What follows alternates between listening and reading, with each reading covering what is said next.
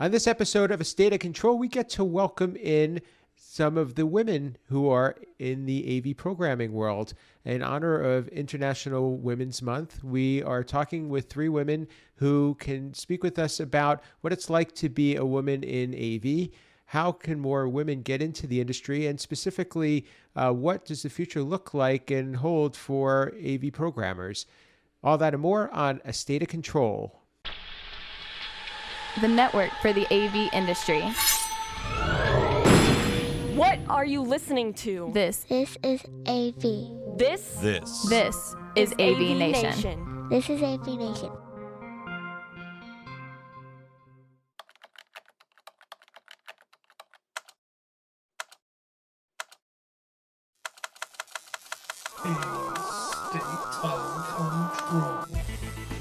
A State of Control. State of Control, episode 92, Blue Polo Shirts. Support for AVNation is brought to you by Middle Atlantic. What great systems are built on. Welcome to A State of Control, an AVNation podcast that highlights the control, programming, and automation aspects of the audiovisual industry. My name is Steve Greenblatt. I'm your host. Thanks for joining us today. So we're recording this episode in March of 2022, which also happens to be International Women's Month. So although this isn't coming out in March, please bear with us. And what we want to do is highlight some of the women who are really recognizable programmers in the industry. Some you may or may not know, but we want to hear a little bit about their perspectives and also celebrate them a little bit. And before I get to introduce them, first I'm going to say hi to my partner here at A State of Control, and he's none other than Rich Fergoza. Hey, Rich, how are you? Hey, Mellow West Coast greetings. So I kind of view it this way. It's like, people have a birthday month, so we're just going to stretch it all the way through. We're just going to take over April already. So That's right. So it's it. It is a prolonged event. So saving the best for last in April. Without a doubt.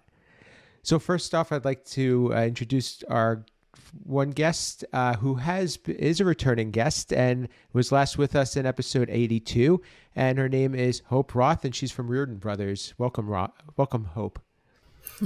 Thanks for having me. Thanks for being here. Next, I'd like to welcome Caitlin Sullivan, and she is with QSC. Welcome, Caitlin. Thank you for having me. And last but not least, this one is something that I have to take a little bit of pride in. It's the first time on this show that I get to welcome somebody from my own company. So I like to introduce Victoria Grupp, and she's with Control Concepts. Welcome, Victoria. Hi there. It's nice to be here. Thanks for being here. So it's no secret that our industry is very much male-dominated. I think that's easy to be determined, and I don't think anybody's going to argue with that. And when you boil it down, the AV programming side of it is probably even more male-dominated, which is unfortunate. So we're going to talk a little bit about that, and we're going to also talk about some of the things that are just mainstay topics here with regard to programming on A State of Control. But Rich, first, I just want to let you help me get the conversation started and talk about how can we do some things from our perspective to really close this gap a little bit and make this conversation so it doesn't have to be so one or the other. Programmers should all be a big group of mixed diversity and so forth. I'd say probably first start with any application. You can only put like your first name as as an initial. So, at that point, it's going to be quality work. No, and more than anything else, I view it as,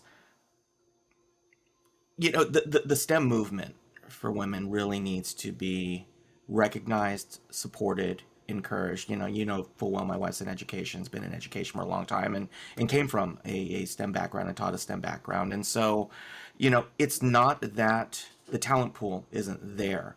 It's just, it's gender equity inclusion, right? It is that constant conversation, and as an industry that we step away from because it is uncomfortable.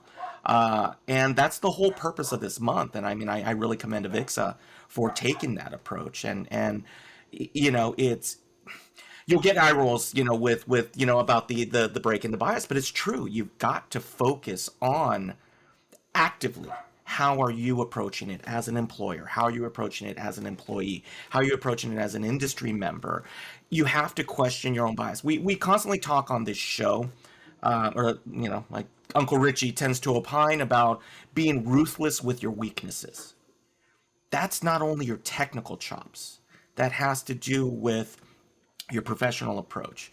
How are you treating inclusion? How are you treating coworkers? How are you treating coworkers, again, from that equity and inclusion space? And the generation of programmers and business owners haven't necessarily been taught that conversation level yet.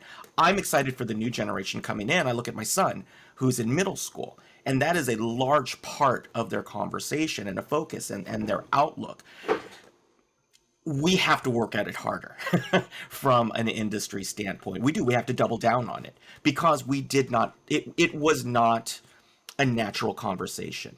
And so this generation currently has to actively focus on the difficult conversations, because you're the ones who have to lay the groundwork for the ones behind you who are already comfortable with it. So, the good news about being at the leading edge of the bleeding edge, you're used to being uncomfortable. Add this to it. Hope, I know that this is something that is important to you, and and you've been very, very active and outspoken about. How do we bring younger people into the industry? How do we bring different voices, and how do we also make the industry a lot more attractive to people? And that's a common thing. I think we need more people in the industry, and we certainly need more women in all different types of roles. So I guess let's first start with what is important to you, that's drawn you here and kept you in as part of the AV industry, and we can follow up beyond that, as to programming itself. What's really been that gravitating force. Yeah, so, I think like most people in the AV industry, I took kind of a circuitous path. I started out in a computer science program, and then had the misfortune to graduate in the middle of a recession that had been sort of kicked off by the dot-com bubble bursting. So the market was flooded with comp sci kids, and everyone wanted 5 years of experience. And so I just sort of drifted, worked in IT at Tufts University, and started to take on more support of our classrooms. Discovered I really loved it. I like the hands-on part of what we do. I like the tangible nature of what we do. And then someone found out I had a degree in computer science and said, well, you could be programming these classrooms. And so that kind of pulled me into the programming side of things. But it was definitely, I've meandered my way through the industry to getting to where I am right now. Which I think is the way a lot of people get into the industry, as they sort of fall into it. And I think our industry needs to be a little more intentional about how we pull people in, not just because the diversity part of it is huge, but also like we're just not going to get people in the industry. So from a sort of selfish standpoint, even if you don't care about diversity and gender equality and all of that, which are things that I care very passionately about, but even just from a self-serving perspective, I think we need to think about how people wind their way into our industry. And then as an industry, I think we need to think about who we're asking to step up. I was very fortunate that someone said to me, well, you could program these systems. And that's actually something that I've said to somebody else. Victoria Barella, who I used to work with, had no idea that there was something called an AV programmer. Just because when you're young, you don't someone has to tell you that. But a lot of unconscious bias comes into play where someone looks at someone like me and says, oh, you'd be great at marketing. Oh, you'd be great at, whatever. And that is not a knock on people who are in marketing, because I don't think we give them enough credit for how much they actually have to know about the products. But, people never look at the woman who's sitting at the front desk and she's touching every single piece of, what's going on at your company. Maybe she would be a good project manager, or,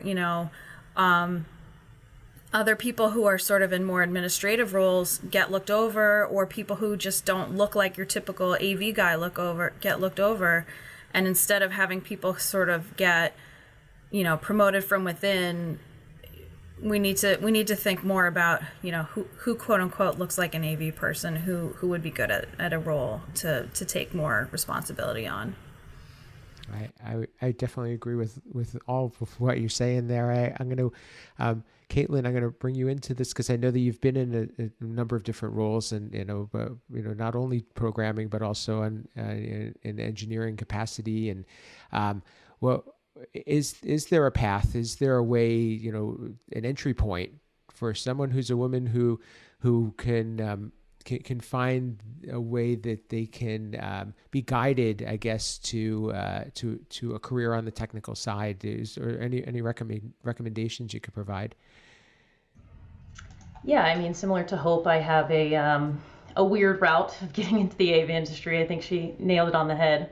I started doing AutoCAD drawings for AVISPL in Orlando for theme parks, and then I was on construction sites and theme parks. And as Hope mentioned, there's a lot of just like, well, I have a question about these drawings, and they just look past me, and it's like, well, she's the engineer, and they're like, wait, what? Who? And so I think just again, pausing, taking that moment, kind of as Hope was alluding to, of if you're looking in a room of people and you see people who you think could be engineers or may not be engineers, or could be whatever role they're serving in that moment, maybe take a beat and figure out whose role is what before you make some assumptions, because I think that's a very easy way to pass over people. And it's a very easy way to kind of passively encourage people to pass over themselves as well. I think in terms of getting into the industry, it's true. It's a very weird industry that people don't talk about very much, which is kind of interesting, especially now that we see people working from home. Everyone kind of has to be an AV engineer now, We're all kind of our own IT person and AV person these days, and so it's definitely a growing industry. But I think it's like any of the STEMs. We see that young girls early on are very interested in math and sciences, and that declines when they hit middle school and declines even further as they get into the workforce. And a lot of that is kind of just either very forward and active feedback or very passive feedback of why are you here? Why are you in this space? Why would you want to do these things? Wouldn't you want to do something else? And sometimes it's coming not from a place of hate, but those kinds of things can be very pervasive, and we can internalize them. So I think taking your time when you approach people, and considering that engineers come in all shapes and sizes and forms, and at the end of the day, we're all working to create a solution together. And so, keep an open mind as you interact, especially with new people, and you talk to people about your industry. You never know who's going to be interested in what they might bring to the table. Very well said. Victoria, I know that you also have a little bit of background in the arts or in music and so forth, and so where does that come into play? Is that something that might be a way to let younger women know, or make the industry a little bit more appealing? Is that what we're facing, or is it more of being more welcoming? I'm not really sure. I mean, my program in college was somewhat specialized, and realistically, I was one of two people that took the path I did, and then one went way further into music production, and then I'm over here in technical programming and development now. I don't know if I would say my program would lead you here. I think I ended up very unconventionally ending up where I am, as everyone. But I actually think my college degree, where I started with digital art, I would have ended up maybe in engineering or product development of some sort. That was really where I saw my life heading, before I got this one oddball AV job that someone saw, oh, your college degree can connect to our programming. And then I did installation, programming, designing, and moving on. So I don't know if that would be the way per se, but I do think we need standardized education of some sort. Like Hope was saying, people don't know. Like, I had no idea there was a whole AV programming, design. Like, it never occurred to me something ran the conference room. Like, super naive. So really, I think awareness of the industry as well as standardized education would go a long ways. because from my experience and my path, most people I've encountered got into programming via, like they started an installation or that odd engineering something, or it's just like Caitlin and Hope were saying, you promote from inside. And so what are the jobs that you hire the most random people for? That's your install tech usually, or and I don't think that there's a lot of women going into that. And I think that might be part of why we don't have as many female programmers. And I see it. I mean, you have to put up a 50-pound, 100-pound display, right? You're probably not going to hire a female to do that, just whether they are capable or not. I'm not saying that a female can't be, but if you can send 2 techs instead of 3, why would you do that? It's a money game in my head. But I think, to me, that's a very large barrier to entry. That's fair. I can appreciate that as well. Rich, I'll kind of wind back to you, and just saying, so we're at this for a while. Not that our guests haven't been, but I think we've seen plenty of people come and go, and I think one of the things that I look to is, at this point is mentorship, and how do we help people get better, and we talk about this a lot too, that our skills may not be as sharp as others that are really in the trenches doing what we're doing. But what can we do to contribute more to kind of doing what Victoria was saying, making this an educational experience, and almost making it easier for somebody to get on board. Holding the information that we have in our head isn't going to get us too far. Well, I mean, it's a two-pronged approach. There's the traditional approach we're talking about, which is, AVIXA, CEDIA, our organizations, and promoting it. And, Women in AV is a wonderful part of the organization, and I hope to see it continue to grow. I remember when it was in its infancy, and, I've attended several of the Women in CE, breakfasts, and been really marveled at the technical chops, the firepower, the marketing firepower. Again, it's gender bias is there. So let's start with that, right? And in our industry, gender bias is going to be there. There's also minority bias. There's all kinds of other things that are going on in there. From an advice standpoint, and again, it's, I'm in my 50s. I've always said I'm now at the later stage of my career than I'm at the beginning of my career. So there's a certain part of my career now, which is that reach one, teach one mentality, right? And I don't necessarily know, and I've said it from the beginning, in the tech industry, the computer science majors coming in aren't necessarily going to want to be in the AV industry. They're pushing towards the tech industry in a different road, which is great, because that is a path that makes sense to them. I've been taking a bit of a backwards approach, which is I'm kind of starting earlier. Like I said, my wife's in education, and so what's near and dear to my heart is what's called CTE. Career technical education, which is the other side of the industry, which is coming in with people who aren't sure what they want to do. They maybe don't want a computer science degree, but they do have a background or some interest in melding the arts and engineering and communication and all of these things together that maybe isn't a traditional path that you're going to see in a 4-year school. AV programming, can you come from a comp sci background and be a phenomenal AV programmer? Yes. Can you come from I went to film school, and be pretty darn good at what you do. And, I'm not the hotshot out there that I used to be, but I still got decent chops, and you do too, right? We all come from different points. But another part that I started with, and it was wonderful for me. My wife was a career Girl Scout. She worked for the national organization. And so a couple of months ago, my niece joined her troop, has been part of her troop in Florida. And it was an opportunity for them to interview me. And so I've gone into other schools at CTE and talked to students, high schoolers, middle schoolers. And I've always opened with the opening line of, have you guys ever seen a movie called Iron Man? They're like, yeah. That Jarvis stuff? I'm like, it's real. People really do it. And I'm one of them. And people are like, oh, wow, that's really cool. And you start that interest. You take them to a different place than where they've been, which is, again, right now, the traditional coding languages, my kids are writing in Scratch, they're writing in Python, they're writing in, these are 11-year-olds, right? And they're doing all of it.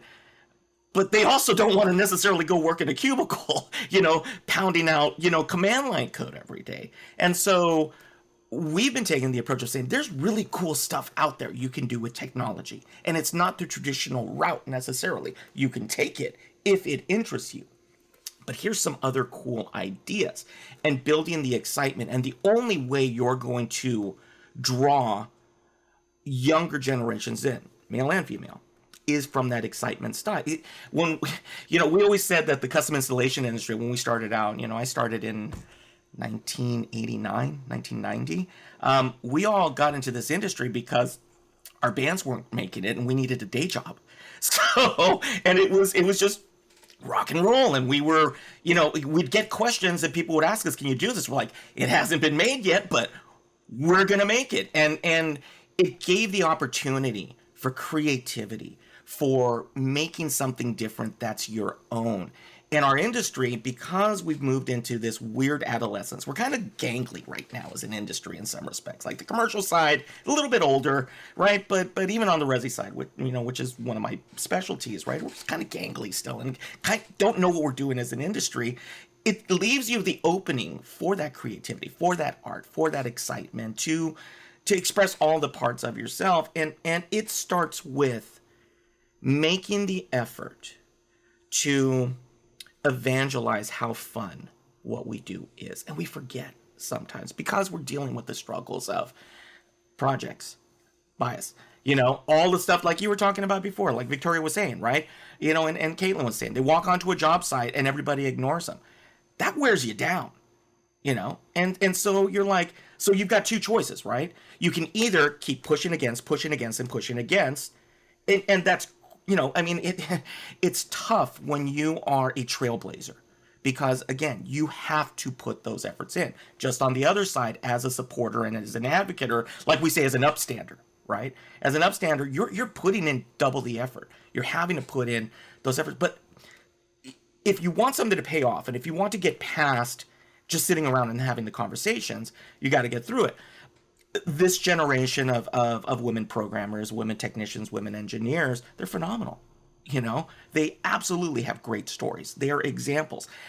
I wish that I wasn't the one at these schools talking to these students. I shouldn't be the example, right? I'm a 50-something male.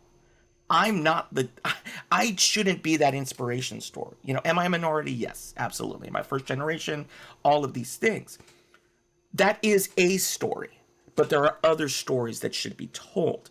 And that's where I think as an industry, and again, women in AV, perfect example, Avixa, all the things that are coming through are focusing on, finding concrete ways to get away from, if they're not coming through the comp sci path and we're not getting these college graduates that are coming through, we're not going to compete on the salary levels. We already know that. So get creative. And if we want to fill the industry, you find talented people, right? People with a spark, because you can teach them and go from that point. So, how do we do it? Like I said, Girl Scout troops, CTE pathways, middle schools, high schools. There's robotics clubs that are out there. There are all of these places where the effort for somebody to see, hey, there's something other than working at some tech company and you can still get an engineering background, huge. I wish I had something like that. Like I said, as Hope said and Victoria and Caitlin said, they fell into it. We're trying to find ways for people not to fall into it. If they're going to fall into it, then hopefully you're that flashpoint where they go, oh, wow, tell me more. So, it's effort. And it is concrete effort. And, roundtables are great, but individuals at some point have to get in. And I commend, Hope, for what she's been doing with Women AV and a lot of the others that are there. And, they're trailblazers and they're doing the heavy lifting right now. So it's our job as industry statesmen to promote it as much as possible. I agree with you certainly there, and those are really great tips. I think that those are some things that we can run with. I'll shift gears a little bit because I want to get everyone's take on some of where you think things are headed in the future is, in the realm of AV programming. And I want to make sure we capture some of your perspectives there as well. We talk a lot about on this show how there's a little bit of and I think we could all unite around this is we've gotten programmers can be considered not as much a need to have, but also sometimes a cost, let's say, or something that can be overlooked. And so we really try to justify and validate and clarify how programmers also contribute to the industry outside of just writing code, because we all know systems are getting simpler, and we all we're all facing that rise of more of the out of the box solutions. So Hope, what's something that you can share in terms of what do you do, and what do AV programmers bring to the table that maybe somebody doesn't necessarily know? I would just like to add something on to what Rich said first, if that's all right, which is I don't think we're going to get more women until we get to the point where there's enough women where everyone feels comfortable. I know a lot of women who have left the industry because they got tired of being the only woman in the room. And for me, I'm kind of bullheaded. So if I was the only woman in the room and people were disrespecting me, I was going to show them that I was going to finish whatever faster. I went to my first training class, and you're supposed to make the lights turn on, and nobody talked to me. Like, literally, people did not make eye contact with me until my lights went on, 5 minutes before everybody else's. And then all of a sudden it was like respect. And you shouldn't have to be 5 times faster than other people. You should be able to be comfortably mediocre and have people still take you seriously. And that's not something that I have felt in our industry. You really kind of have to be exceptional in order to just get some respect. And I'm tired of it. So I think that we as an industry really need to take a hard look at the mirror about how we treat women, who we see as technical. And we need to do some serious recruiting, or we're never going to get above, 15% female attendance at events, because a lot of people walk into a room, they see that it's just a sea of old white dudes in blue polo shirts, and they're like, this is not for me, and they walk back out again. And some of my favorite friends are old white dudes wearing blue polo shirts. There's nothing against them. It's not a welcoming atmosphere.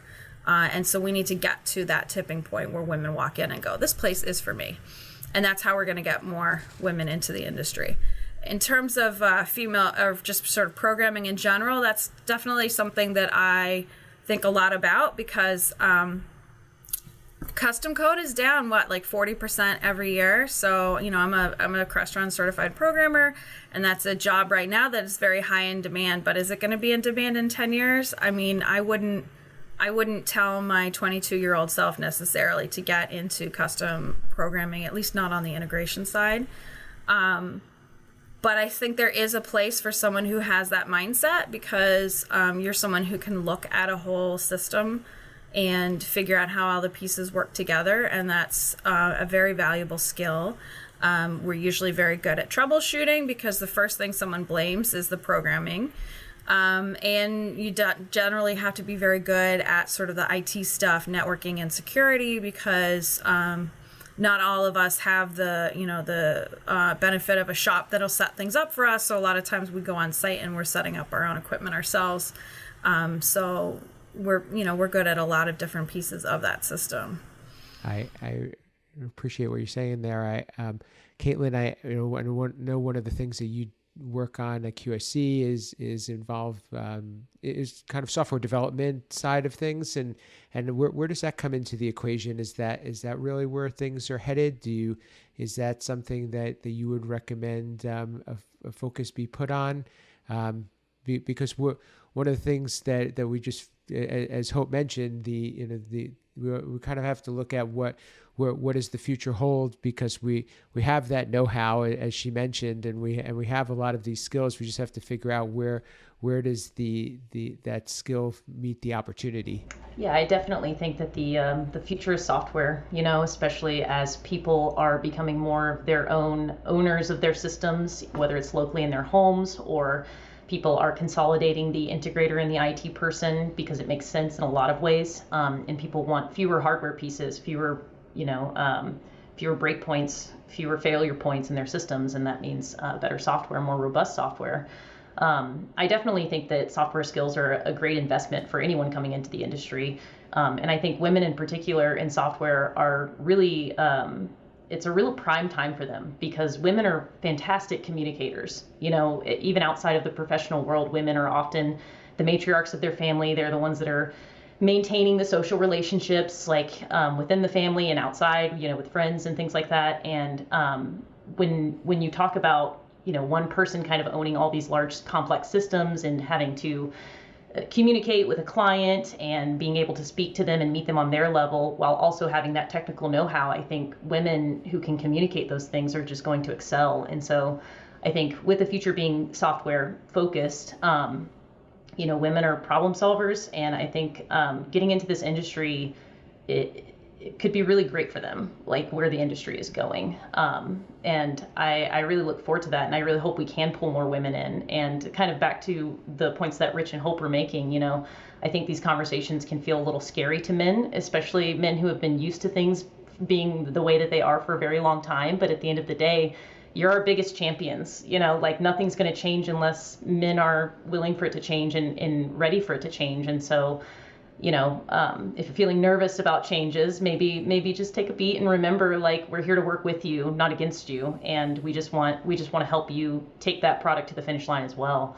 And I think especially as we get deeper into a more software-based industry, we're working in code bases together, we're working in multiple languages, we're, working in layers that aren't as visible to customers, being able to have the ability to work with others who maybe don't think or look like you, and being able to communicate and bridge those gaps are going to be very valuable skills in this industry.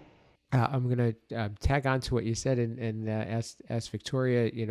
I think those were really great points, and there's a lot to be said for being able to play into the strengths. And there are certain natural strengths that women have, and there's also certain things that are really under recognized about the roles that are both played by men and women, with regard to programming. But I think women in particular can look at things a little bit differently. Can you speak to that a little bit from your experience? How maybe you've approached a situation or a problem that differently than somebody else might have? Certainly. And I honestly, for the longest time have felt like I solve things different because I'm more of an artist and musician first than I am a programmer. But I now work on a full team where most of them came from an art or music background, and I still think differently.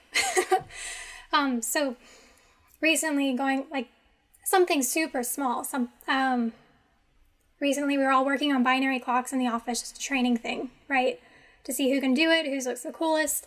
There was approaches to do this more mathematically and do an equation, and I need to convert this. And then my thought process was, okay, well, let's just do a little lookup table, and we run through our array and we just were on or off, and here's our lookup table. And so that's the most recent example.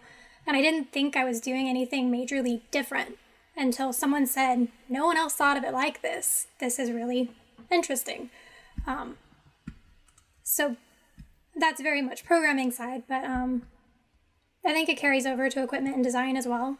Like programmers in AV can go anywhere. Like you guys were all saying, they touch every little bit. They can go into design, they can go into sales, they can go into literally anything from there. And so there's problem solving on all aspects. So maybe thinking about how the equipment configures together differently, being on site, and Hope, it sounds like you have very similar experience possibly. Being on site and you have your equipment and someone says, oh, well, I asked for this functionality, it's not here. And then you're looking at it, okay, here's my puzzle pieces. And then, okay, well, maybe if I plug this here and move this here and we do this, and suddenly you've added functionality, same equipment. And it's a different design, but I think in those regards, like there's so many ways to solve every problem, right? I think we all have our own unique way. That makes great sense. As we wrap up, I just want to get a last word from everybody, just about, is there something that you would recommend? And I'll start with Hope. Somebody who, to somebody who may be listening or may be recommended to listen to this to get to where you are, and what's maybe one or two tips that you can give them. All right. So my first one would just be to believe in yourself and to look at the skills and qualifications that you have as assets that you are bestowing on the industry versus trying to find someone who will have you. I think a lot of women tend not to be their own champion, and so I think if you wanted to get into a lot more high level stuff, you have to be like, you know what, I'm good at this, and any company would be lucky to have me. And the other one would just be to get as many certifications as possible. Just in terms, and I hate that it's gatekeeping like that, but the thing for me that has really helped me when, I call up tech support and they're giving me terrible answers and it's like, you're being condescending and also I know you're wrong, is I say, I'm a Crestron certified programmer. I know how this works. Can you please escalate my case or something like that? And you shouldn't have to do that, but it's helpful. So, the Crestron certification is very hard now, so I'm not saying like just go out and get one for funsies, but if you can get your CTSD, that's also very hard, but that, and like I said, you shouldn't have to do it, but it does help. That's fair. Caitlin, anything that you would recommend for somebody that is looking to get to where you're at and needs a little bit of motivation or inspiration? Yeah, I think similar to what Hope said, especially for women, don't let people make you think that your passion is a bad thing. Women are often told you're speaking too loudly, or why are you being pushy? You're acting hysterical. We use very specific coded language for women, and those women will internalize that and think, oh, well, if someone disagreed with my point, then I'm just going to defer. And just remember, you know what you're talking about. You know what you're saying. You know your chops. You know your stuff. And what you have to say is valuable. And I think, women, one of the things that this industry could use a lot less of is ego, quite frankly. We could do a lot less of, look, I did this in X number of lines when you did in X number of lines, and a lot more of, hey, does this make sense? Can you read it? Would you be able to maintain it if I left it with you? And does it work? And I think that, that's the other side of that sword for women is don't let people stifle your passion, and also remember that humbleness is a great strength in this industry, because at the end of the day, you're just going to work towards the best solution, not, what you're clinging to, from a biased perspective of, I made this and I think it's the best. So don't second guess yourself as much as you might be inclined to, and trust that that what you're doing and you belong in those spaces, and those spaces are for you, even if the outlook of them haven't caught up yet. You're meant to be there. And Victoria, anything that you can add that would help somebody who is struggling or may be facing some obstacles that stand in the way of them getting to the place that you've gotten to? Certainly, I second everything you guys said, and that kind of summarizes my first point of what was on my mind. But secondly, accept the help when it is there. So there is a lot of bias, right? But there's also a lot of people fighting for minorities and women. I have the great pleasure of working on a team that get offended by an email before I do. I'm like, oh, you don't know, like that's okay. That one's okay, I promise. And like, but that is not okay. And so I have a team that fights for me. And at both companies I've worked at, I have always had at least one colleague that says, she's the engineer to help you out. She's the programmer to help you out. She's got the info, I've got nothing. I'm just doing the wires.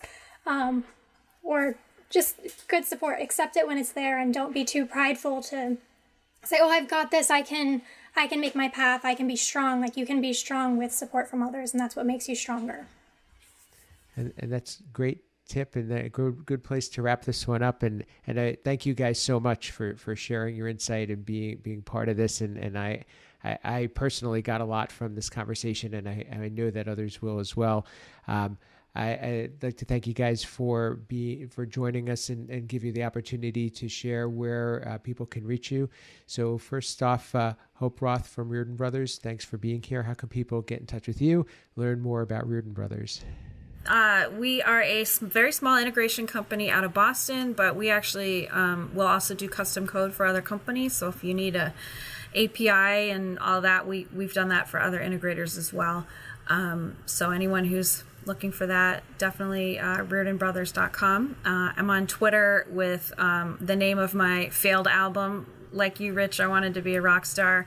It's at Beer and Pie, which I guess is on streaming services too if you want to listen to it. And then I'm on LinkedIn as well. Check that out. Thanks. Caitlin Sullivan from QSC, how can people get in touch with you, learn more about QSC? I'm also on LinkedIn. Feel free to find me on there, though responses may be delayed. I'm terrible at social media. QSC has also launched QSC Communities website, which is a great forum for integrators and programmers alike to share things. Control Concepts, very active there. I work with Control Concepts quite a bit, actually. So check out Communities. Hopefully you'll see me at trade shows sometime in the future. And like everyone else on this phone call, I also do music. So I will definitely be checking out Hope's Spotify and whatnot. So thanks for having me.